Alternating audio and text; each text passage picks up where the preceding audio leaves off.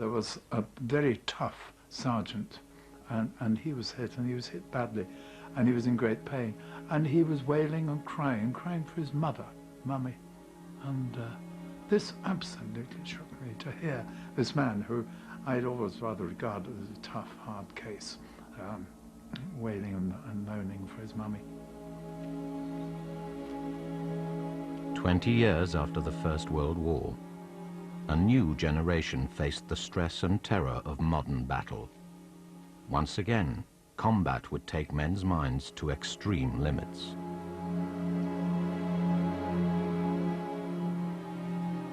But this time, new efforts would be made to treat the mental casualties of war and get them fighting again.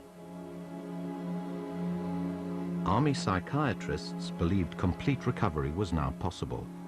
But first they had to try untested and controversial treatments, from massive doses of new drugs to electric shock. The secrets of the mind were to be opened up to science in the service of the military.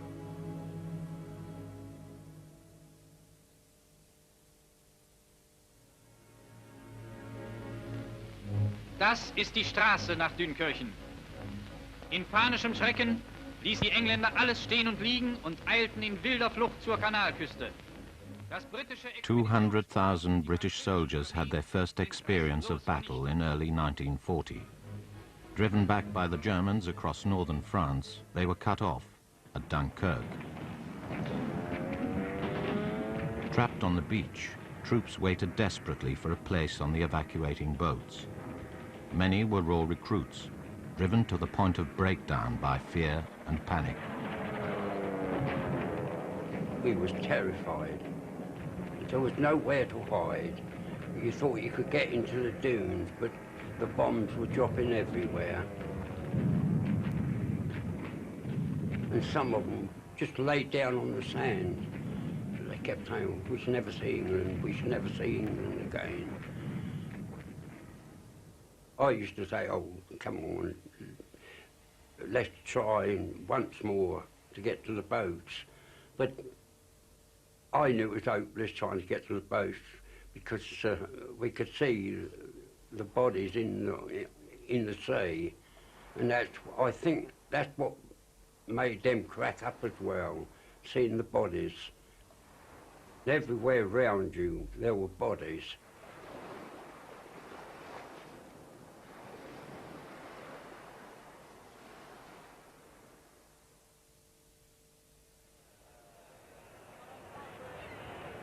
In the days after Dunkirk, the shattered men straggled back to the south coast ports. There were just convoys and convoys of them. Some arrived on stretchers. They arrived clad in whatever they could find, really. Some of them had semi-uniform, anything that people had given them. Some had their uniforms all in tatters. They were grimy, dirty, shaking, unable to speak, rambling, some of them. Thousands of soldiers were in such a state of shock that they had hysterical symptoms. They were blind, shaking, paralyzed or mute. Unable to take any more, their minds had shut down their bodies. The army was prepared for the physically wounded, but not for these men. Stan Goldsworthy had the symptoms later. Well, I was sort of very anxious and sort of thing. I'd lost my speech, quite a bit of my speech at the time. And also you had nightmares. It was right in the daytime, but at night, as soon as you dropped off to sleep, all these things reoccurred in your mind. And you got this hot sweats, you got very hot and sort of clammy. And then it woke me up and you couldn't get any sleep for the rest of the night then, you see. The army had forgotten the lessons of the First World War, that battle can drive men mad. After 1918, a government inquiry into shell shock had recommended that all army doctors be trained in psychoneurosis and new recruits screened in order to weed out those most likely to break down. But the report had been ignored. In 1939, the Army had only 6 medical officers trained in psychiatry. The military felt that good men, well trained, well officered, wouldn't break down in large numbers. They felt that maybe breakdown was something that happened in the past. It wouldn't happen again because under their sort of leadership and training, etc., that men would in future resist the stresses and strains of battle.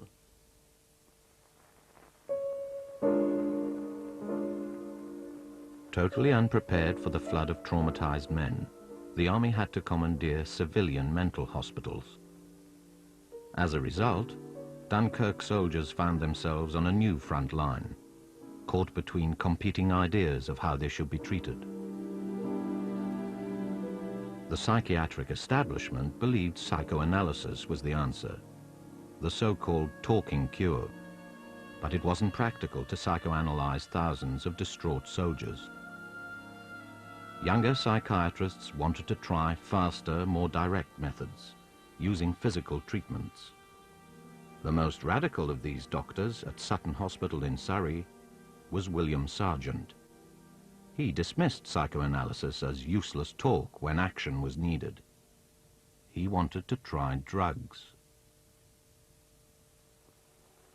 Sargent gave the soldiers massive doses of sodium amytal, a new sedative. The idea was to break the vicious circle of exhaustion and anxiety by putting them into a deep sleep that could last 3 weeks. I walked in, I could see them all there lying in these beds, all receiving this stuff they call jungle juice, which is a treatment to put you into a twilight world. And they were all like sort of zombies laying in the bed, you know, all laying there, nobody spoke and looked at you and thing. I thought, well, this is it, sort of thing. If I got to be like this, I don't want to be in here. But you had to stay there because you were in the army, and that was all there was about it. He used to do this deep narcosis treatment. He'd keep them asleep for weeks on end, and they would just be woken up for an hour a day, you know, to be fed and washed and all that sort of thing. He did that a lot. He had a whole ward of them, which was quite creepy. I found quite creepy when I went there, to find all these people sound asleep with darkness, and it's a bit like that nocturnal animal part of the zoo where, you know, everything's dark, they make it night and it's really day. A bit like that. His theory was that when they came out of this deep sleep treatment that they were better, and I think some of them were. Sargent believed in what he called heroic doses. The usual error, he said, was to give too little. He made a film about the methods he was pioneering.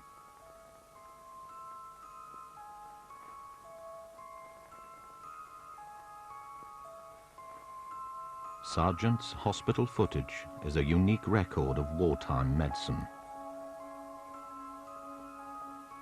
A different drug, insulin, helped soldiers gain weight and so restore them physically.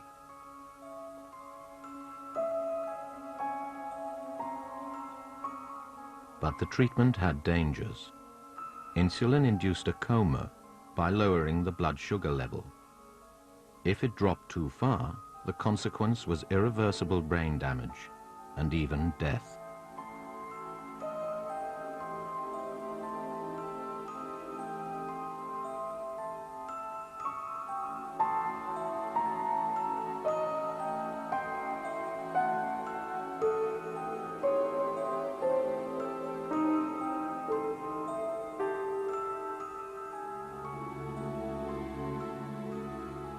Sargent used drugs not just to make his patients sleep and eat, but to make them talk.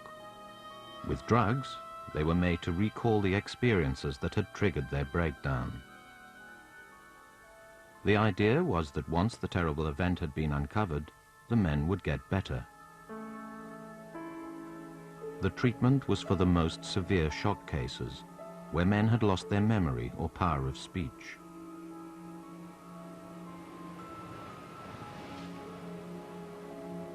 I couldn't speak, I couldn't say thank you, I couldn't say anything. Whether I was frightened to speak, I don't know. Not to this day, I don't know. But I just hesitated and tried to come out.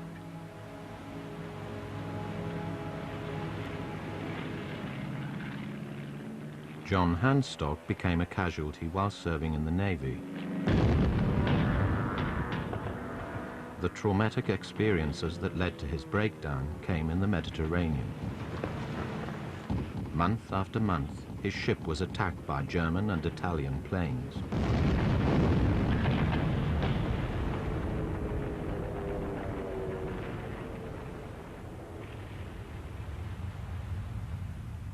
After the death of his closest friend, he was close to cracking up, but for weeks tried to conceal his despair.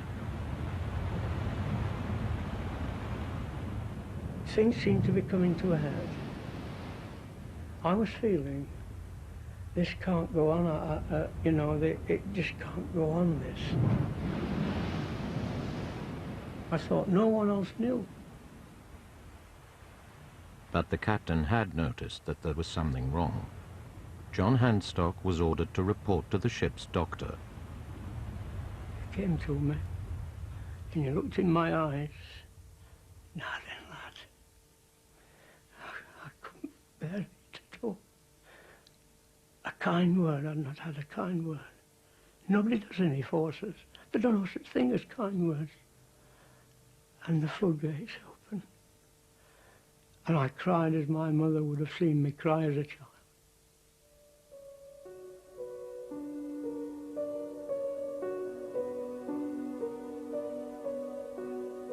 Following his breakdown, John Handstock was treated by narcoanalysis, as pioneered by Sargent. Men were given lower doses of the sedative drugs in pill form. The drugs opened up their unconscious minds, and they began to talk without any inhibition. Servicemen called it the truth drug. Doctor, he said to me, I want you to tell me things about your service. And he said, I'm going to relax you and give you this pill. And my word, talk I did.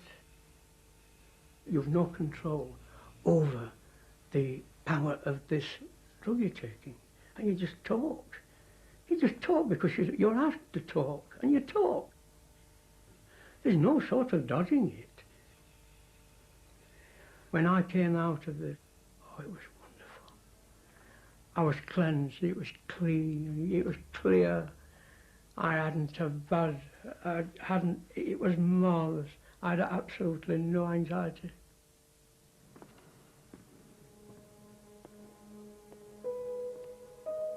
Most doctors used the new drug simply to provoke what they called an abreaction, the sudden cathartic release of buried emotions. But Sargent was more ambitious. He led his patients on, making them relive each stage of their experience and directing their emotions to a new conclusion. The soldier would start telling his story about how his friend had been blown up and blown all over him. Sergeant would introduce the idea of the dreadful machine gunner who had done it. And instead of all the anger and fear floating around sort of rather aimlessly, it would be directed against the wicked German. The patient would scream or shout or be very distressed, shake from head to foot. All of these symptoms which had not been released without the drug. It would be quite a noisy session, and then at the end of it he would, so the soldier would be exhausted and collapse back, and Sergeant would then tell him that he was in control and that he'd been a brave man who had overcome the enemy. So that his morale was restored. That was really the object of the abreaction. Before the war, these men might have ended up in an asylum. Their improvement seemed to vindicate all Sargent's claims for physical treatments.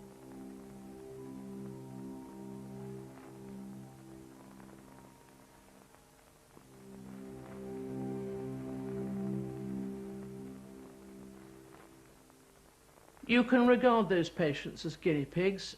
In a way, all patients are guinea pigs. Medicine and psychiatry is very much a hit and miss affair. And yes, of course, if you suddenly have a war and a lot of soldiers who are damaged, this is a new situation, and so you can call it guinea pigs if you like. But nobody really knew what to do. The disaster of Dunkirk forced the army to confront the problem of mental breakdown. From now on, they had to plan for it. Some of the men who had broken down should never have been sent to war in the first place. So the army looked again at the way it selected soldiers. The very first psychological tests were introduced to probe recruits' personality and intelligence. Which horse will be harder to hold? A, B, or the same?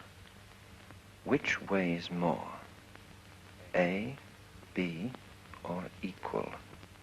Men considered vulnerable to stress were weeded out and given non-fighting jobs.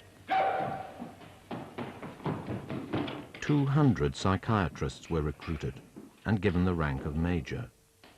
They tried to get involved in not just treating the sick, but every part of army life: training, officer selection, discipline and morale. But the new experts met resistance. There was a fair amount of surprise and jealousy, perhaps, at the growing influence of psychiatry in the army, because before the army, psychiatry was regarded as one of the Cinderella specialties. And this was quite a shock, I think, to many people in the Corps. So there was a considerable resistance to this intrusion, as they felt, of psychiatry into a soldier's business, not a doctor's business. Suspicion of the shrinks went right to the top. Even the Prime Minister, Winston Churchill, was concerned, telling the War Office it would be sensible to restrict as much as possible the work of these gentlemen, who are capable of doing an immense amount of harm. It is very wrong to disturb large numbers of normal, healthy men by asking odd questions. You married a widow? Yes, sir. I see. How old is your stepdaughter? 20 years old, sir. 20 years old. Yes. Had her father been dead for a long time? That's why he was killed, sir. So that your wife would draw a pension? Yes, sir. Until she decided that you were better than a pension? The squad's view of psychiatry was a fairly ribald one, I would say, that there was a general kind of myth operating almost from the moment I got into the army about working your ticket. It was a great way to work your ticket to fool the trick cyclists, and it was a very easy thing to do. You just pretend you're mad. In practice, I don't believe it was an easy thing to do. Yes. But despite the skepticism, the Army's pioneering commitment to psychiatry and psychology was pursued with vigor. Then Poole. Poole is an odd sort of man. In civilian life, he was very badly adjusted. In the personal sense, that is, he just couldn't mix, couldn't make friends. Psychiatrists sifted through those already in the ranks, moving vulnerable soldiers to more suitable jobs. With a desperate shortage of manpower, they tried to ensure no one's skills were wasted. Just couldn't make it. At 4:30 in the morning, Montgomery launched his attack on Accaret, an artillery barrage which outclassed the preliminary attacks on Alamein and Mareth.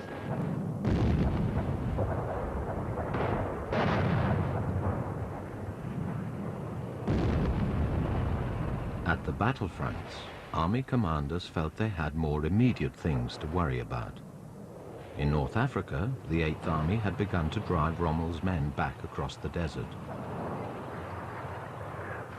Some generals refused to have psychiatrists with them, regarding them as fifth columnists, who'd only reduce the number of fighting soldiers available. And officers still found it hard to tell shirkers from the genuinely battle shock. As the campaign gathered momentum, the mental endurance of newly trained British troops was put to the test. Raw, primitive, atavistic fear comes when you are actually in an attack and people around you are being killed or maimed in very unpleasant ways, and that you are likely to be. And this fear is monstrously engulfing, and it is personal, and it is demoralizing, and it is dehumanizing, and it is in a sense shameful, because you know, I think you know, that you would do anything really to escape from this monster.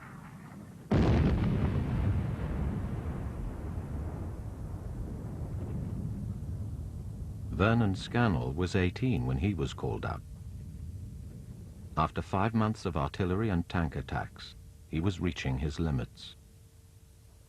Our job was to go forward under cover of night, and we dug in at the foot of this range of hills, and as it got light, the rest of the brigade passed through us and put in this attack.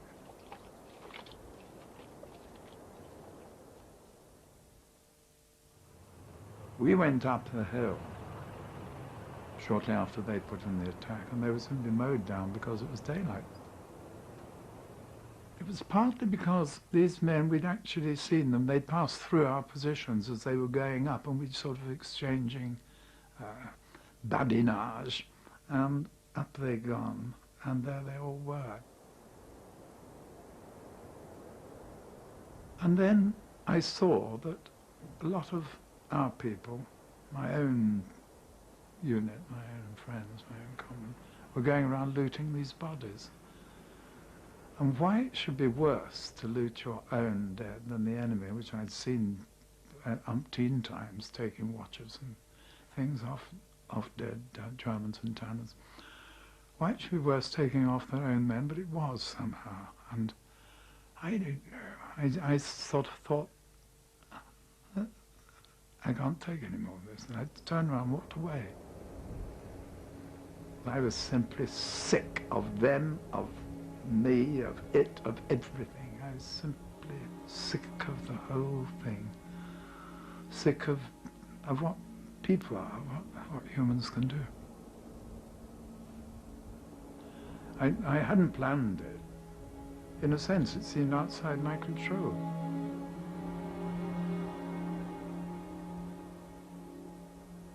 Strangely dreamlike. And when I remember it, I seem to be floating along rather than walking. I just carried on walking, and walked and walked and walked and walked, and covered something like 100 miles. I got back to Tripoli, which is a long, long way from where we were, before I was picked up by redcaps. A jeep came up and bundled me into it and took me off. And I was court-martialed and sentenced to 3 years. 3 years hard labour it was. Scannell's temporary breakdown was interpreted as desertion. There was no psychiatric examination at his trial. The North Africa campaign produced the highest rates of breakdown and desertion since Dunkirk. Some generals were so dismayed at the threat to discipline, they asked that the right to shoot deserters be restored to them as a deterrent to others. But army psychiatrists had now concluded that after 5 days and nights of continuous bombardment, any soldier would break down. Instead of shell shock, they used a new term, battle exhaustion. It encouraged the idea that the condition was temporary. If men were simply rested, they could recover and carry on fighting.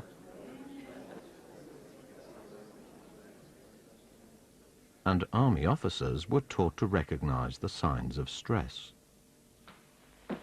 Sandy, that fellow Rag of yours will be back in a day or two. Oh. He was a pretty good soldier, wasn't he, until he cracked up? Yes, till he cracked up. But when a good soldier goes to pieces like that, well, there must have been a yellow streak in him somewhere. Sandy, you're probably a very good soldier yourself, but bloody bad doctor. Under certain circumstances, any man will crack up. Particularly if he's got some private worry. Well, had he any private worry? Well, you should know. You're his platoon commander.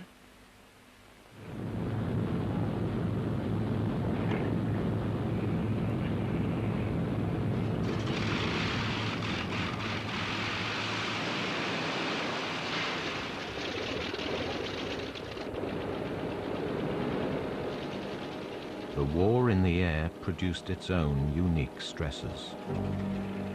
But the RAF met them with a steelier approach than the Army. With casualty rates so high, any notion that each man might have a breaking point was taboo. There could be no backsliding.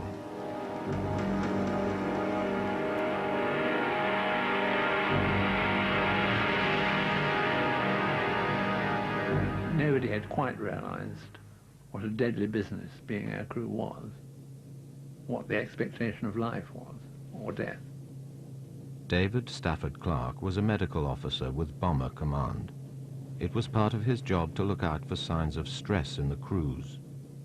The best way I can estimate the survival rate was by saying that it was generally understood, never really mentioned, except among friends and in private, that they had a 1 in 4 chance of surviving. They lived from day to day. They knew that next week when I go on leave was never said, because next week hadn't come yet. Can I start the flight, Skipper? Yes, okay. To fulfill the basic requirement, crews had to complete a tour of 30 bombing missions. If they survived that long, many were then expected to do a second tour, and the chances of seeing it through dropped still further. Arthur Smith joined the RAF in 1942 when he was 18 and became a bomb aimer. The fear of flying was never talked about in my experience, and I would never have dreamed of saying I was afraid or didn't want to do this, because I'd be letting my crew down. This sort of personal feelings of that sort wasn't natural to talk about them to each other. You certainly realised that you weren't the only one that was frightened. Quite obviously other people were frightened. Some people could bottle it up better than others.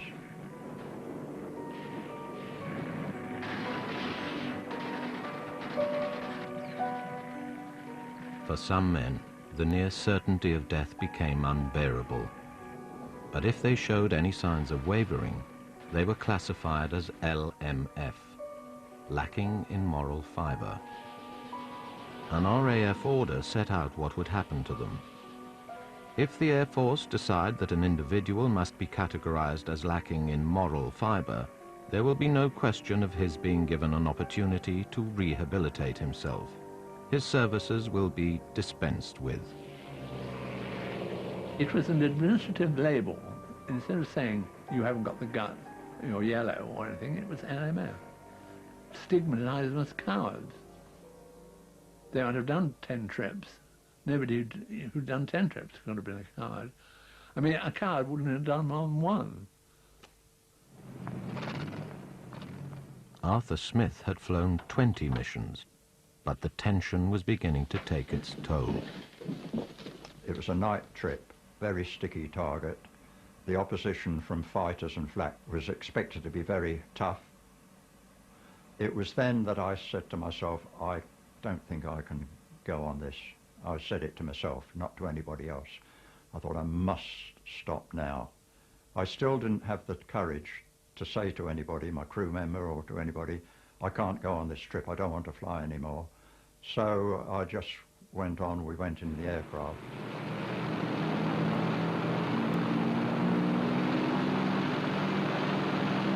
Okay, chaps, here we go.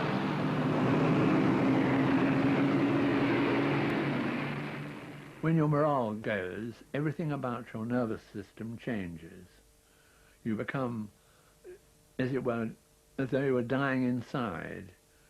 You stop hoping, you stop expecting that you'll survive, and at the same time you can't get out of whatever your job is, because There is no way out. You volunteered for it. You've got to do it.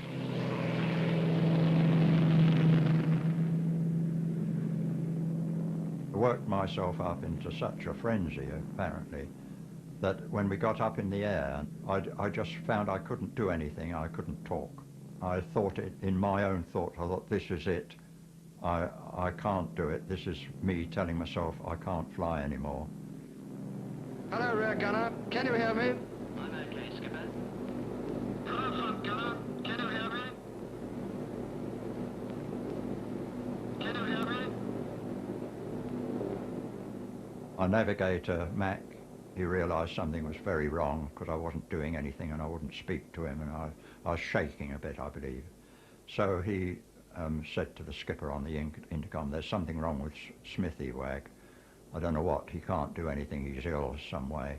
And after a little while longer, they said, well, we'd better turn back. So back they came. And when we landed, the medical officer came along, and he obviously examined me, found nothing physically wrong, and I said, I don't want to fly anymore. And then, of course, that was it. I was sent back to my billet to pack my kit. I wasn't allowed contact with anybody at all. No goodbye to my crew or anything. And a sergeant, service police, came along, took me into a covered wagon and drove me away to I know not where. The authorities believed that LMF could be contagious. Arthur Smith was taken away to another base, where he was interviewed by a psychiatrist. He told me exactly what would happen to me. I'd be stripped of my rank, lose my flying pay, be sent away to another station to do some menial job. Everybody would know what I'd done. My family would know what I'd done. And I realised that I'd be branded a coward for the rest of my life, and the thought of this was absolutely shattering. Arthur Smith was one of the few to be offered a second chance, despite the official ruling. The psychiatrist telephoned his station to see if he could go back. My commanding officer said yes, if his crew will have him. So then straightway phoned up my pilot on the squadron in the office while I was still in the interview. And my pilot had a very quick talk with the rest of the crew who must have been with him at the time. And they said, yes, 100%, they all want you back. So I came back.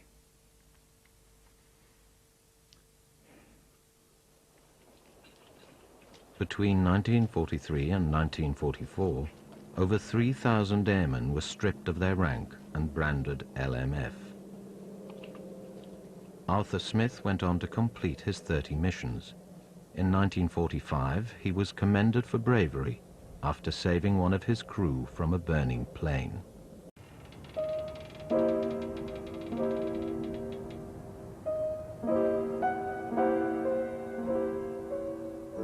In 1942, the Army decided it needed its own special psychiatric hospital attuned to military needs. They took over an old Victorian lunatic asylum near Birmingham and sent their own staff to run it. They believed civilian hospitals were not returning enough soldiers to the front. Northfield was to be different, organized on the principle that once men had physically recovered, they should be treated as soldiers, not psychiatric patients, however emotionally battle-scarred they might be.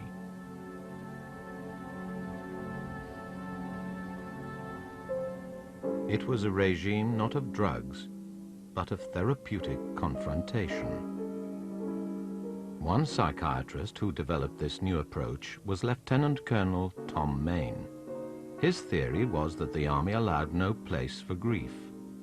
Main believed that in order to recover, soldiers had to be made to grieve, by whatever means. He would take risks. He would, for example, allow a person to feel just what a rat he was and to bring him down almost to a point where the patient himself would either go under, as some did, or else of his own volition he'd begin to say, look, I'm not this bad, for God's sake, you know, I'm not what you're making out to be. And then, of course, the turnabout would be in the patient, because it was needed within him, would, well, repair himself. Vernon Scannell, who'd been sentenced to hard labour, later met men treated by Colonel Mayne. Tom Mayne maintained that those soldiers in charge of a tank crew had lost their tank and their crews, and they had been the sole survivors and were showing an unwillingness to return to battle. He said that they had insufficiently mourned the death of their crew, which sounds to me like total nonsense. He would then unbelievably lock them up into cells with only, I think, an hour or so of artificial light daily, in darkness otherwise, and I think put them on bread and water, the sort of punishment diet, the way that the worst criminals are treated in military prisons.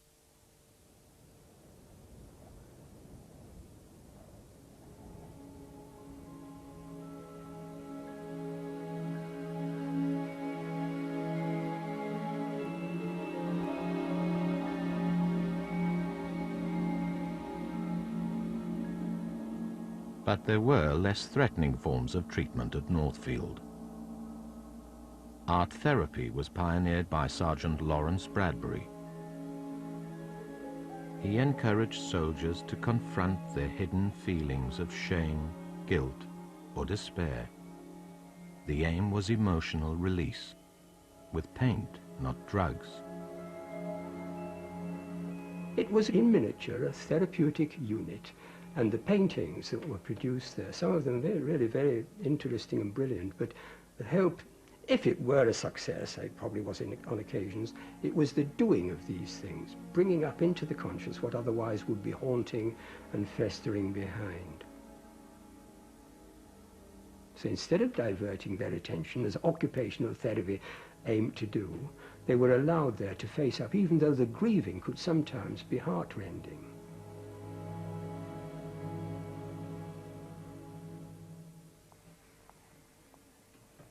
In other hospitals, progressive doctors were beginning to experiment with another, more hands-on approach to mental illness.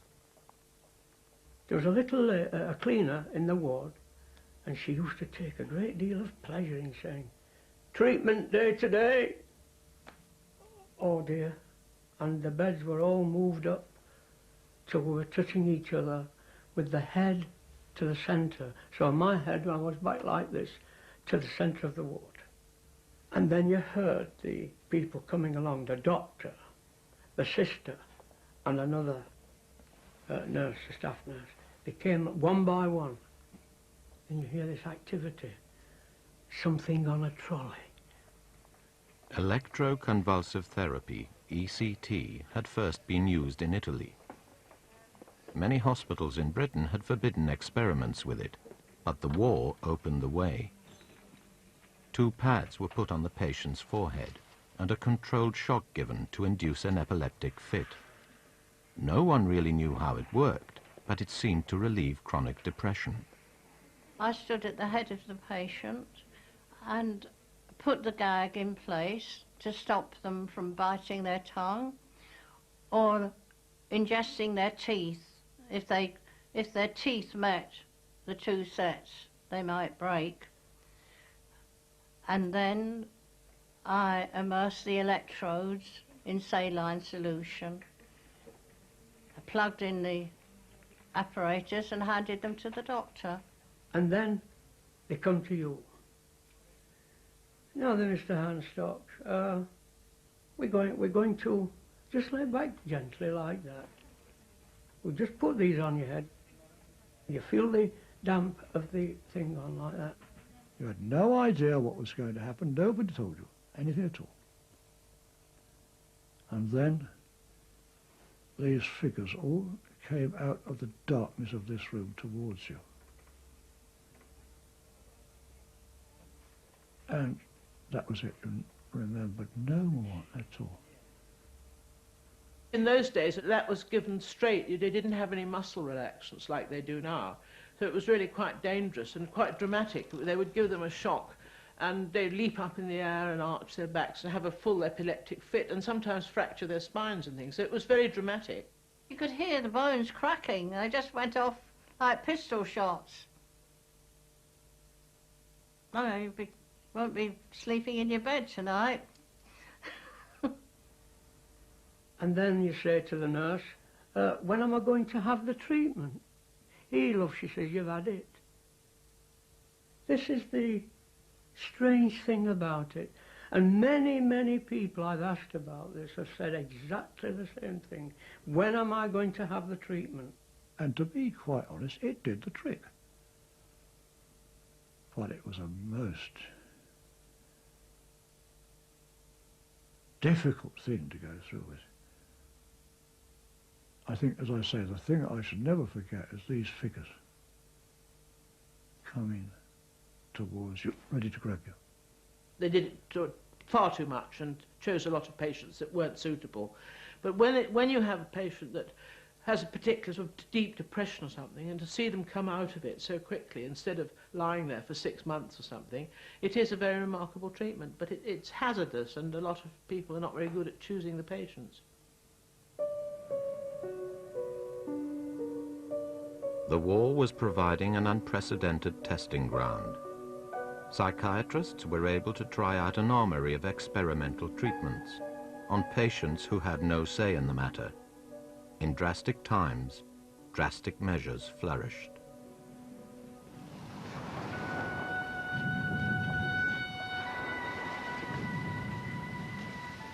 The D-Day landings in 1944 and the war's final phase saw psychiatry taken directly into battle. For the first time, the military had planned for the possibility of huge numbers of emotional casualties. All medical officers had been trained in the treatment of battle exhaustion, and within a month, an entire psychiatric hospital was established in France. The invasion troops met fierce resistance from the Germans, and breakdown rates soared even beyond the planners' predictions. Within 10 days of landing, nearly a quarter of all casualties were psychiatric.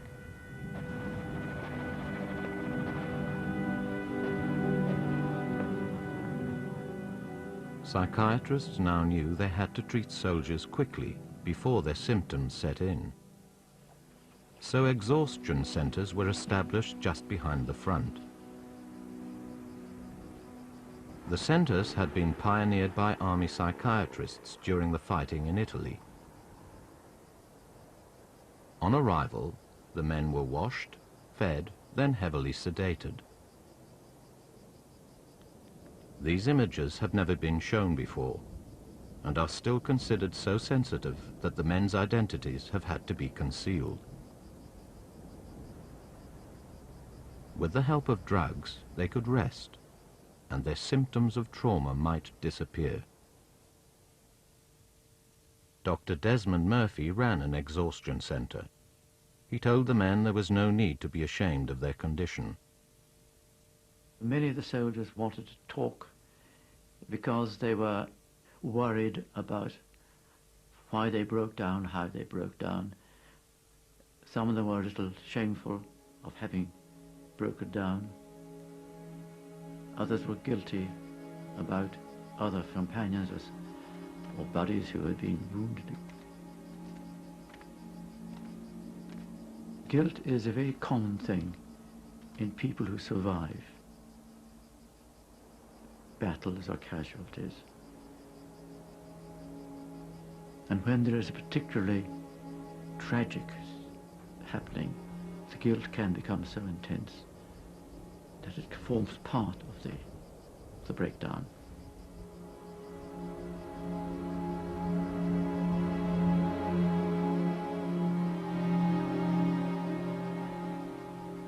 After their deep sleep treatment, the men were put back in uniform. Military discipline was maintained. They were not allowed to forget that they were soldiers and that their comrades back at the front needed them. I had to make judgments, decisions on who to keep, who to send back. I was never fully certain that I had made the right decision. And in fact, I think I must have made the wrong decision in some cases. for good, or for better, or for worse.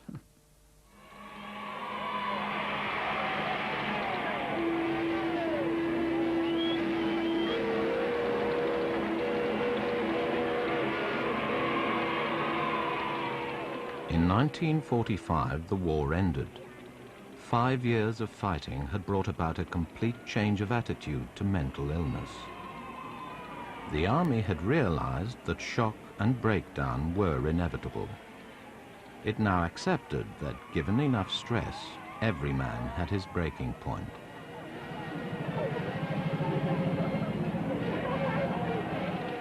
Psychiatrists had proved they could get results, and in the post-war years, there would be an almost total conversion to physical treatments. In the brave new world, drugs were prescribed for almost every condition, and ECT machines hummed across the country. But some scars would never heal. For the rest of their lives, men would live with the traumatic events that had caused their illness. Bill Hooper had endured 2 years of hand-to-hand fighting in Burma. After his best friend was shot dead beside him, he broke down completely. Even after he left hospital, he was still troubled by memories of the jungle. Coming home, everything was dead quiet. You'd been used to a life over there where it was absolutely battered to hell. You didn't know one day from another. He was absolutely traumatised, as you might say. And you come home, you settle in your house, and the first thing you want to do is get out.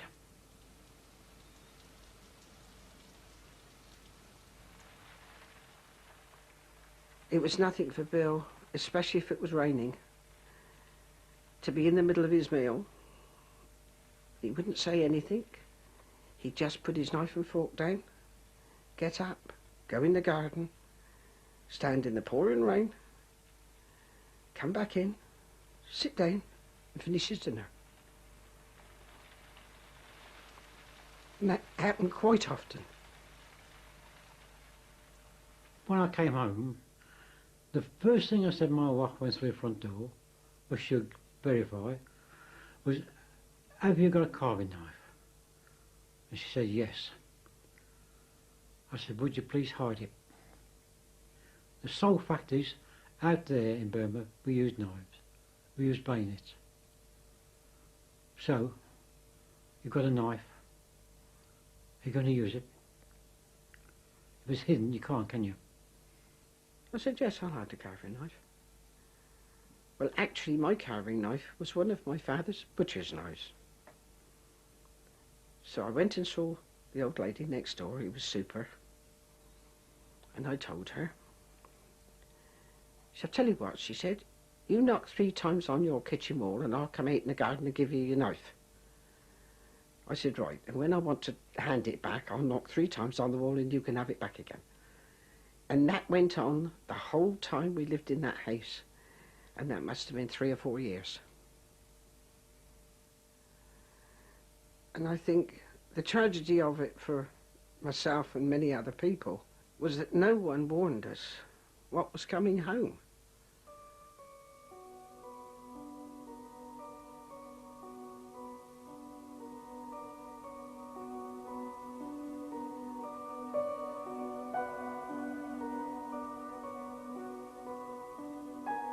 Even now, 50 years later, memories still haunt.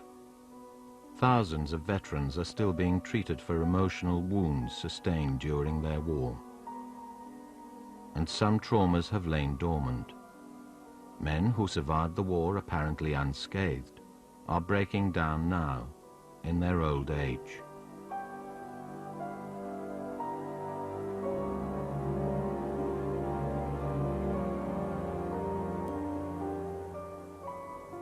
The final part of Shell Shock examines the traumatic effects of these photographs. They felt that maybe breakdown was something that happened in the past. It wouldn't happen again because under their sort of leadership and training, etc., that men would in future resist the stresses and strains of battle.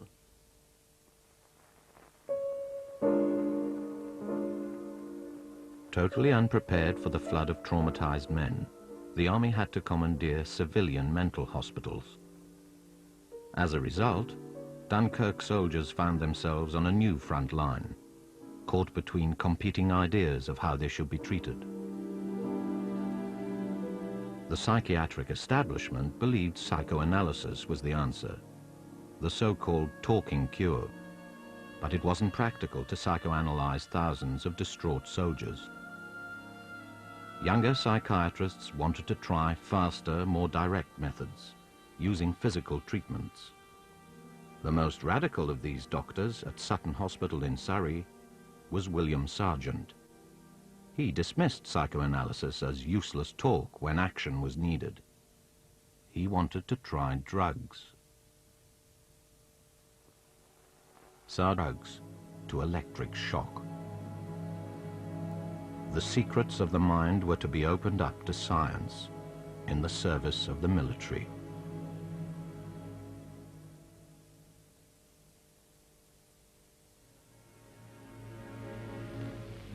Das ist die Straße nach Dünkirchen. In panischem Schrecken ließ die Engländer alles stehen und liegen und eilten in wilder Flucht zur Kanalküste. 200,000 British soldiers had their first experience of battle in early 1940. Driven back by the Germans across northern France, they were cut off at Dunkirk. Trapped on the beach, troops waited desperately for a place on the evacuating boats.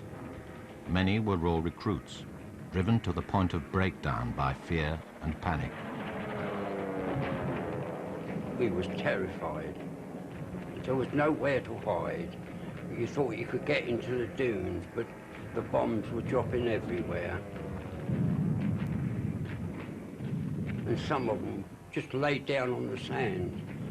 They kept saying, we should never see England, we should never see England again.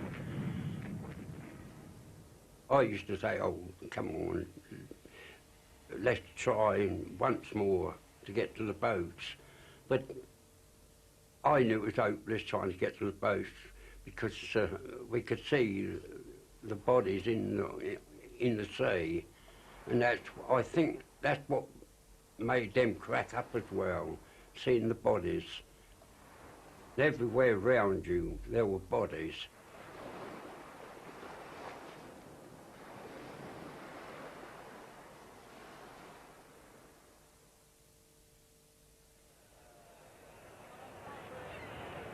In the days after Dunkirk, the shattered men straggled back to the south coast ports.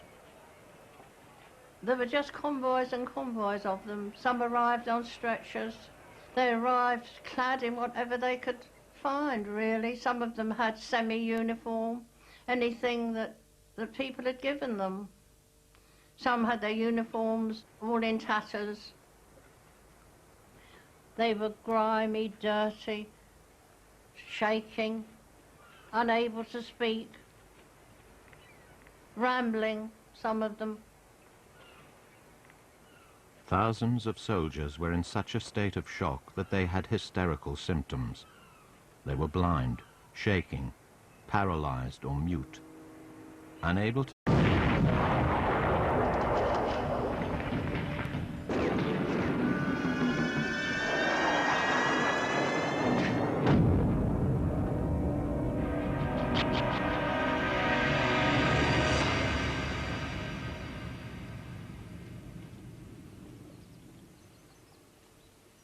There was a very tough sergeant, and he was hit, and he was hit badly, and he was in great pain, and he was wailing and crying for his mother, Mummy.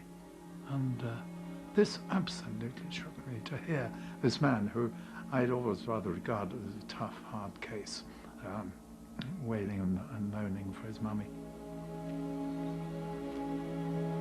20 years after the First World War, a new generation faced the stress and terror of modern battle. Once again, combat would take men's minds to extreme limits.